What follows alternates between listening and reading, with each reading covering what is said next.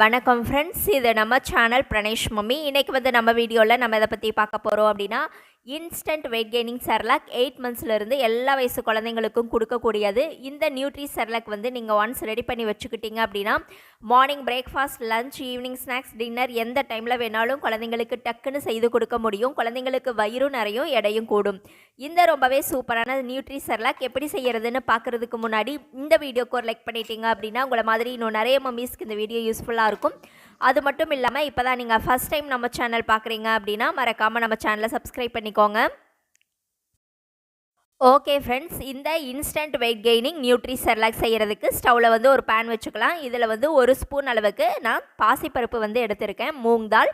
இதை வந்து ஃபஸ்ட்டு ஒரு பாதி அளவுக்கு நல்லா வறுத்துக்கலாம். இது பாதி அளவுக்கு வறுபட்டு வந்த உடனே இது கூட வந்து பார்த்திங்க அப்படின்னா அதே அளவுக்கு 1லேருந்து 1.25 ஸ்பூன் அளவுக்கு நான் வந்து அவல் எடுத்து வச்சுருக்கேன், ஒயிட் அவல். அதையும் வந்து இது கூட சேர்த்துக்கலாம்.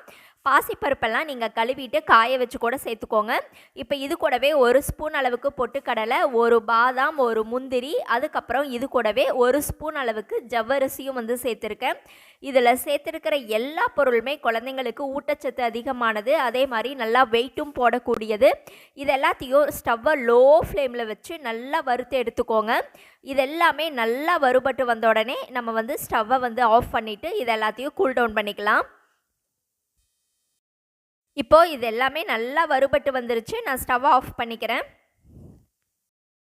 இப்போது இதை இந்த மாதிரி மிக்சி ஜாரில் மாற்றிட்டு இதை வந்து நல்லா நைஸ் பவுடராக அரைச்சி எடுத்துக்கோங்க. இப்போ நான் சொன்ன எல்லா இன்க்ரீடியன்ட்ஸுமே நீங்கள் வந்து சேம் ரேஷியோவில் சேர்த்து நல்லா வறுத்து இந்த மாதிரி பவுடராக ஸ்டோர் பண்ணி கூட வச்சுக்கலாம். இப்போது இதை வந்து எப்படி செர்லாக்கா ரெடி பண்ணுறதுன்னு சொல்லி பார்க்கலாம். இப்போது ஸ்டவ்வில் ஒரு பாத்திரம் வச்சுக்கலாம். இதில் அரை டம்ளர் அளவுக்கு பால், அரை டம்ளர் தண்ணி கலந்து வந்து சேர்த்துருக்கேன். 1 டம்ளர் அளவுக்கு பால் கொடுத்து பழக்காத குழந்தைங்க, இன்னும் பசும்பால் குடிக்காத குழந்தைங்க அப்படின்னா நீங்கள் வந்து வெறும் தண்ணி மட்டும் சேர்த்துக்கோங்க.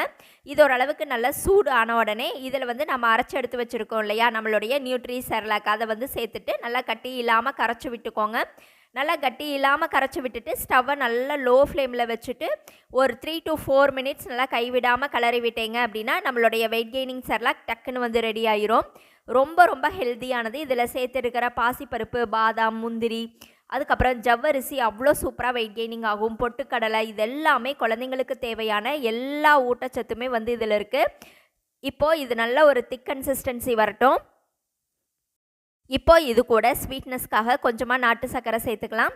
நாட்டு சர்க்கரையும் சேர்த்துட்டு இதை நல்லா கலந்து விட்டுக்கோங்க. இது குழந்தைங்களுக்கு ஸ்பூனில் எடுத்து ஊட்டுற அந்த கன்சிஸ்டன்சி வந்த உடனே நம்ம ஸ்டவ் ஆஃப் பண்ணிக்கலாம்.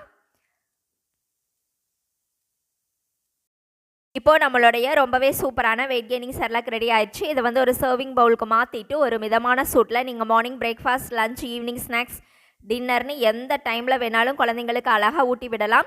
ஓகே ஃப்ரெண்ட்ஸ், இந்த ரெசிபி உங்களுக்கு பிடிச்சிருந்தது அப்படின்னா மறக்காமல் நம்ம சேனலை சப்ஸ்கிரைப் பண்ணுங்கள், லைக் பண்ணுங்கள். அதே மாதிரி உங்களுடைய கருத்துக்களையும் கமெண்ட்டில் சொல்லுங்கள்.